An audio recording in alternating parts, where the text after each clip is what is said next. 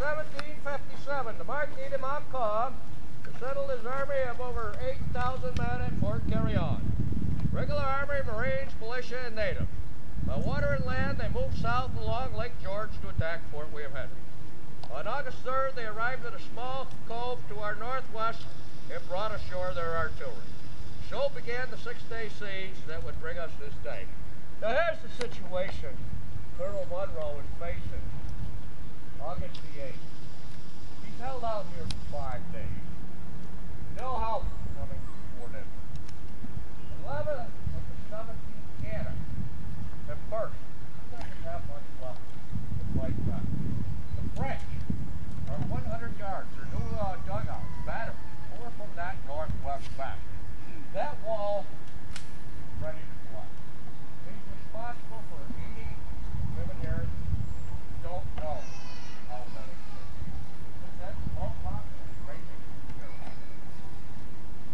Montcalm warns Munro. If my men have to come charging into that breach in your wall, there could very well be a general massacre. I cannot control my men. However, accept my terms of capitulation. March out of here, back to Fort Edward, carrying your colors. Present them to your king as a symbol of your honor, honest defense. Sometimes you're just no good. Munro was in a very rock.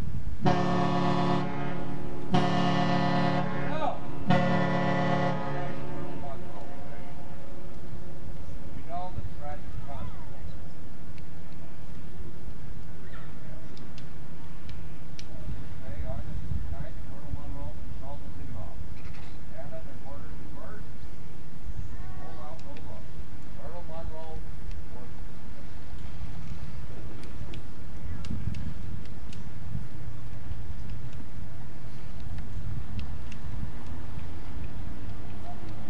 Colonel Munro, your men have served honorably.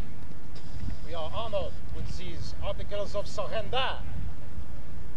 Now you may go to the fort, assemble your soldiers and army en route to Fort Edward. Sir, your terms have been most generous. We will evacuate the fort and proceed to the entrenched camp.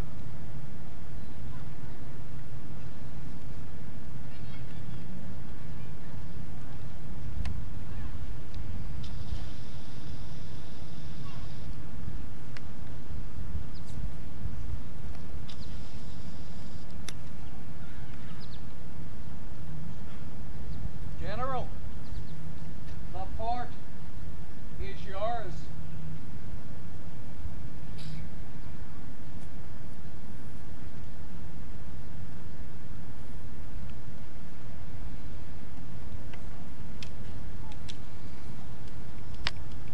Articles of capitulation. Article 1st. The garrison of Fort William Henry and troops in the entrenched camp adjoining shall march out with arms and other honors of war. The baggage of the officers and soldiers only. They shall proceed to Fort Edward escorted by a detachment of French troops and some officers and interpreters attached to the Indians, at an early hour tomorrow morning. Article 2nd. The gate of the fort shall be delivered up to the troops of His Most Christian Majesty after signing of the capitulation and the entrenched camp on the departure of His Britannic Majesty's troops. Article the 3rd. All the artillery, warlike stores, provisions, and in general, everything except the effects of the officers and the soldiers specified in the first article shall upon honor be delivered up to the troops of His Most Christian Majesty, and with that view, an exact inventory of the property herein mentioned shall be delivered after the capitulation, observing that the article includes the fort, entrenchment, and dependency. Article of 4. The garrison of the fort, entrenched camp, and dependencies shall not be at liberty to serve for 18 months, reckoning from this date, against His Most Christian Majesty, nor against his allies.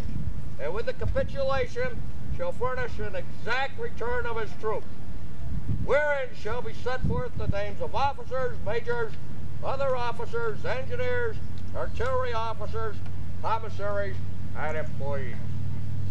Article the 5th. All officers, soldiers, Canadians, women, and Indians taken on land since the commencement of this war in North America shall be delivered and carry on within the space of 3 months on the receipts of the French commandant, to whom they shall be at liberty to serve, according to the return which shall be given in thereof by the English officer who shall have charge of the prisoners. Article the 6th.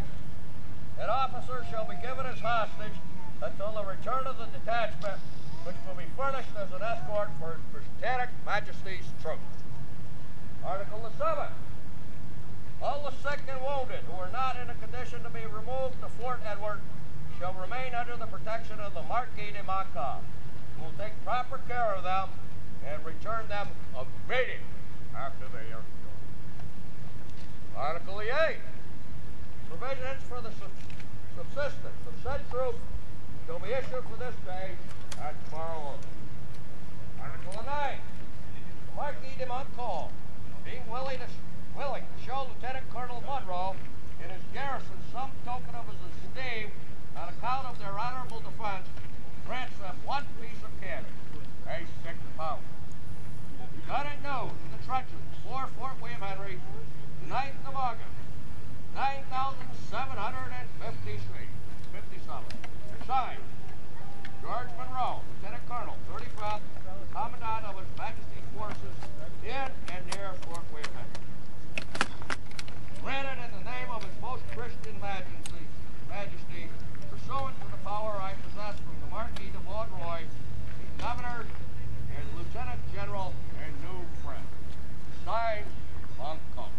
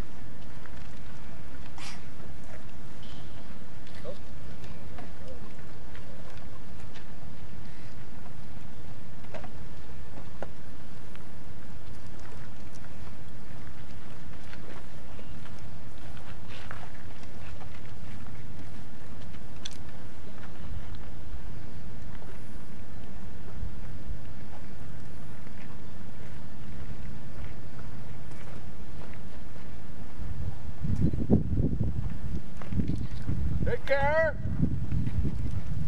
Second line, right face. We will march off. First line will go right face as soon as we leave and follow behind us. Are we clear? Clear. Yes, sir. To the front. Forward. Hook. Hook. Hook. Here.